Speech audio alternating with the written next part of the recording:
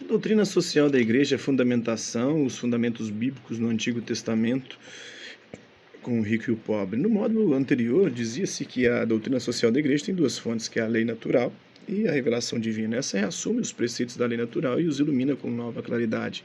Vamos, pois, iniciar o nosso estudo examinando os dizeres da revelação divina do Antigo e do Novo Testamento. Este modo será dedicado ao Antigo Testamento. Na primeira lição, o rico e o pobre, é na lei de Moisés e nos livros dos profetas que encontramos os principais traços da justiça social incutida pelo Antigo Testamento. As relações entre os membros da sociedade eram um tema que voltava frequentemente sob a pena dos escritores sagrados. Primeiro, o direito à propriedade particular, que aliás é um direito natural e plenamente reconhecido, por isso o furto e a cobiça são condenados. Não roubarás, não cobiçarás a casa do teu próximo, não desejarás a sua mulher, nem o seu escravo, ou a sua escrava, nem o seu boi, nem o seu jumento, nem coisa alguma que pertença a teu próximo. Está no Êxodo, capítulo 20, versículo 15 ao 17. Então a lei procurava refrear a ganância dos proprietários, que redundaria em detrimento dos humildes e dos trabalhadores. Não prejudicarás o assalariado pobre e necessitado, seja ele um dos teus irmãos, seja um estrangeiro que mora contigo em tua terra. Pagar-lhe-ás o salário no mesmo dia, antes do pôr do sol, porque ele é pobre e disso depende a sua vida, segundo o livro de Deuteronômio, capítulo 24, versículos 14 e seguintes. Vê-se que a lei não faz diferença entre o assalariado, o compatriota e o estrangeiro. Em certos casos, o israelita era exortado a ultrapassar a justiça e praticar a generosidade, abrindo mão de um direito seu. Quando fizeres algum empréstimo ao teu próximo, não entrarás em sua casa para lhe tirar o penhor. Ficarás do lado de fora, e o homem a quem fizeste o empréstimo virá para fora a trazer-te o penhor. O Pai Nosso, na oração do Pai Nosso, tem perdoar as nossas dívidas, assim como nós perdoamos os nossos devedores. Então tem que perdoar os devedores, né? Mas se for um pobre, não irás dormir conservando o seu penhor. Geralmente o penhor era o manto de quem pediu o empréstimo. Ao pôr do sol deverás devolver sem falta o penhor, para que ele durma com o seu manto e te abençoe. Isto te será contado como um benefício pelo Senhor teu Deus, segundo o livro de Deuteronômio, capítulo 24, versículos 10 a 13. No caso, o direito de guardar o penhor até que seja devolvido o objeto emprestado cede à necessidade do pobre, que não deve passar a noite sem um manto que o cobre. Os profetas são muito severos em relação às injustiças sociais ou à exploração dos pequeninos. Amós é um dos mais veementes arautos da justiça. Porque oprimis o fraco e tomais dele o imposto de trigo, construístes casas de cantaria, mas não as habitareis, plantastes vinhas esplêndidas, mas não bebereis o seu vinho, pois eu conheço vossos inúmeros delitos e vossos imensos pecados. Eles hostilizam o justo, aceitam o suborno e repelem os indigentes à porta, segundo Amós, capítulo 5, versículos 10 ao 14. Vendem o justo por prata e o indigente por um par de sandálias. Eles esmagam sobre o pó da terra a cabeça dos fracos e tornam torto o caminho dos pobres, segundo Amós, capítulo 2, versículos 6 e seguintes. Os profetas protestam muitas vezes contra a venalidade da justiça, como se vê atrás, e em textos como Miqueias, capítulo 3, versículos 9 ao 12. Ouvi isto, chefes da casa de Jacó e magistrados da casa de Israel. Vós que detestais o direito, que torceis o que é reto, vós que edificais Sião com o sangue de Jerusalém com injustiça. Seus chefes julgam por suborno, seus sacerdotes ensinam por salário e seus profetas vaticinam por dinheiro. Eles se apoiam no Senhor, dizendo: não está o Senhor em nosso meio, não virá sobre nós a desgraça. Por isso, por culpa vossa, Sião será arada como um campo, Jerusalém se tornará um lugar de ruínas, e a montanha do templo uma colina recoberta de mato.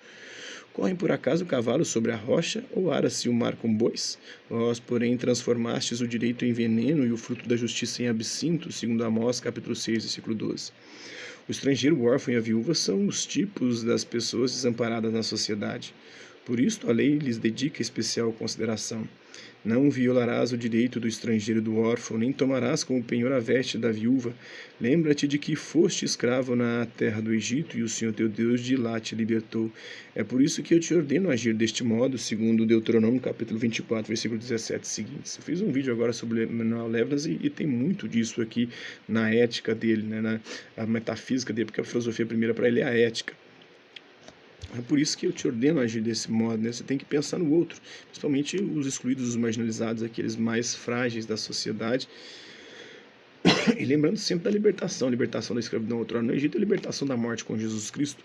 E essa ética é sempre voltada para o outro, amar o próximo como a si mesmo, ser capaz de dar a vida pelo outro, buscar dar assistência para o outro constantemente. Então o argumento utilizado pelo legislador é significativo. Israel experimentou a dura condição de estrangeiro escravo na terra do Egito.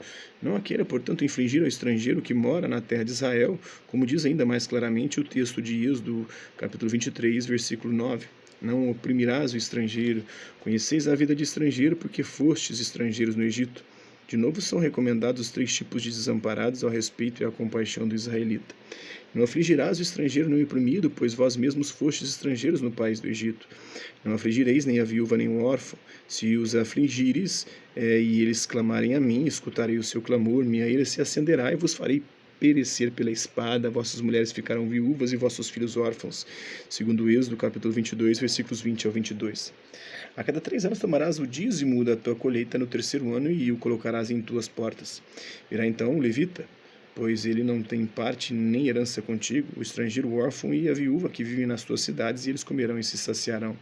Deste modo, o Senhor teu Deus te abençoará em todo o trabalho que a tua mão realizar, segundo Deuteronômio, capítulo 14, versículos 28 e seguintes. O Senhor Deus é o contrário dos grandes homens da terra, na medida em que sejam venais e injustos. Eis a propósito bela passagem do sábio no livro do Eclesiástico. Não tentes corromper o Senhor com presentes, porque ele não os receberá. Nem te após num sacrifício injusto, pois o Senhor é um juiz que não faz acepção de pessoas. Ele não considera as pessoas em detrimento do pobre ou vampiro do oprimido, não despreza, aí tem a questão da filosofia da libertação, e a teologia da libertação muito fundamentada nesses textos do Antigo Testamento, não despreza a súplica do órfão nem a da viúva que derrama o seu pranto, não correm as lágrimas da viúva pelas faces e o seu grito não se dirige contra aquele que as provoca, segundo o livro do Eclesiástico, capítulo 35, versículos 11 ao 15. O estrangeiro deve merecer especial atenção da parte do agricultor. Quando chegardes à messe da vossa terra, aliás, não cegareis até o limite extremo do campo, não respigarás a tua messe, não rebuscarás a tua vinha, nem recolherás os frutos caídos no teu pomar. Tu os deixarás para o pobre estrangeiro. Eu sou o Senhor vosso Deus, segundo Levítico, capítulo 19, versículos 9 seguintes, e Levítico, capítulo 23, versículo 22. Esses textos, aos quais outros se poderiam acrescentar, dão a ver que a pedagogia aplicada pelo Senhor ao povo de Israel ensinava rigorosamente a justiça e mais, sempre que oportuno e cabível, incitava a ultrapassar a justiça em favor da gratuidade e da misericórdia. Essas normas guardam a sua validade até hoje. A encíclica Divis in Misericordia, Rico em Misericórdia, de João Paulo II, retoma essas diretrizes, lembrando o adágio romano Summum ius summa iniuria, que quem seguir exclusivamente pelos ditames da justiça ou dos direitos e deveres pode acabar cometendo uma tremenda injustiça. Outro aspecto da doutrina social do Antigo Testamento refere-se ao nexo que necessariamente deve existir entre a vida moral e o culto divino.